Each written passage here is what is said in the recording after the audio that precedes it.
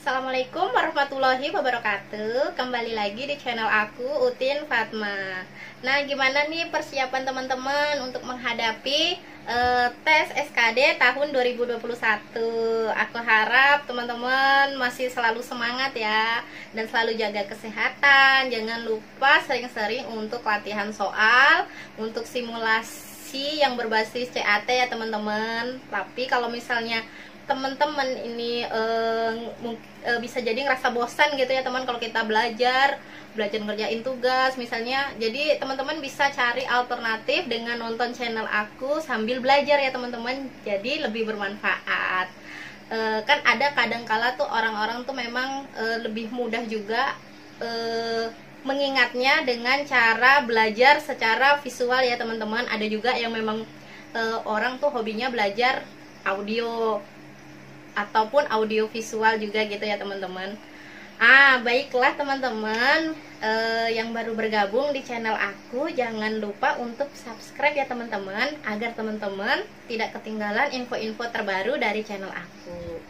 Nah, dan jangan lupa juga untuk share ke teman-teman yang lain ya, agar channel aku jadi bermanfaat lebih banyak lagi untuk teman-teman yang lain.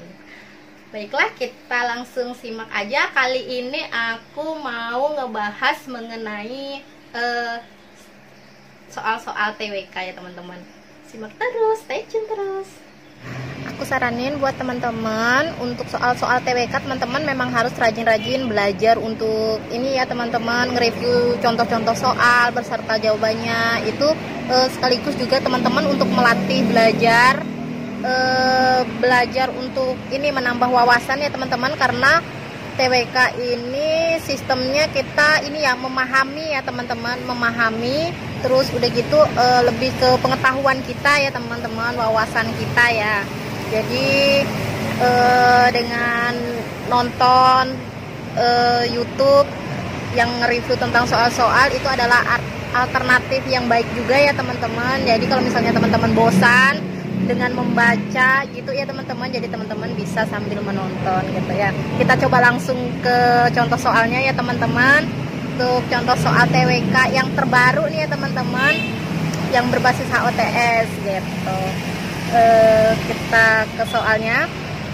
Presiden pertama RI pernah memiliki impian untuk memindahkan ibu kota Indonesia ke Palangkaraya, akan tetapi beliau membatalkan sendiri keinginan besarnya. Selain itu, secara konstitusional juga terungkap dalam sebuah undang-undang yang berisi daerah khusus ibu kota Jakarta Raya tetap sebagai ibu kota negara Republik Indonesia dengan nama Jakarta. Nah, undang-undang tersebut itu bernomor, pilihan jawabannya yang A nomor 10 tahun 1965, yang B nomor 10 tahun 1964, yang C nomor 17 tahun 1945, yang D nomor 17 tahun 1950, yang E nomor 12 tahun 1949. Jadi teman-teman jawabannya adalah yang B ya teman-teman, yaitu nomor 10 tahun 1964. Jadi teman-teman bisa cek ya teman-teman, bahwa di sini bunyinya undang-undang tersebut juga undang-undang pertama yang menyatakan bahwa Jakarta adalah ibu kota Indonesia.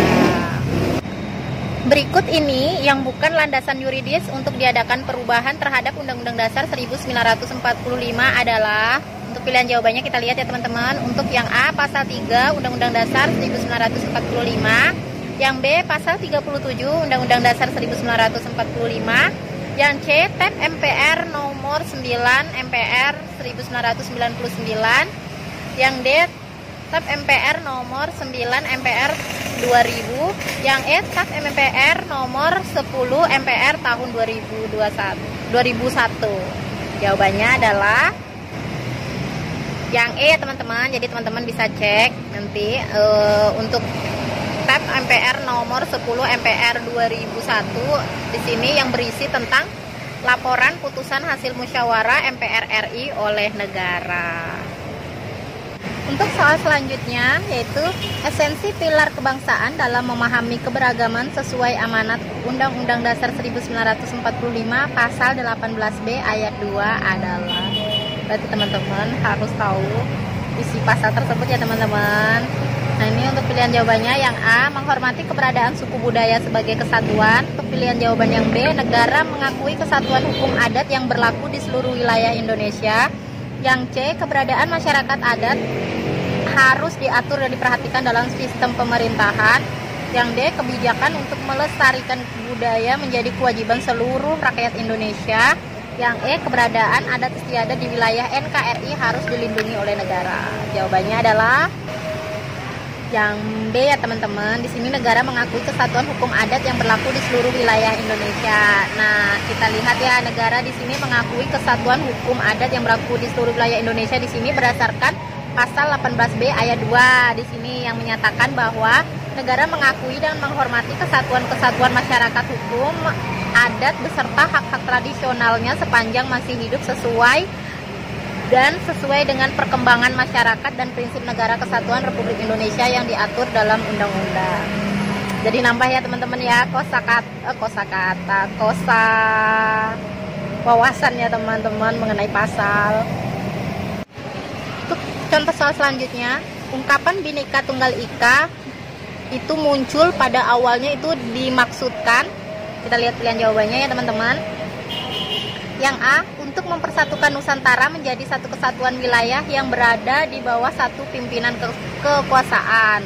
Lalu untuk pilihan jawaban yang B, untuk mempersatukan wilayah kekuasaan Kerajaan Majapahit seperti yang pernah diungkapkan Mahapati Gajah Mada bahwa ia tidak akan berhenti berkuasa sebelum berhasil mempersatukan wilayah yang terdiri dari beragam agama, kepercayaan, ideologi politik, etnis, bahasa, dan budaya.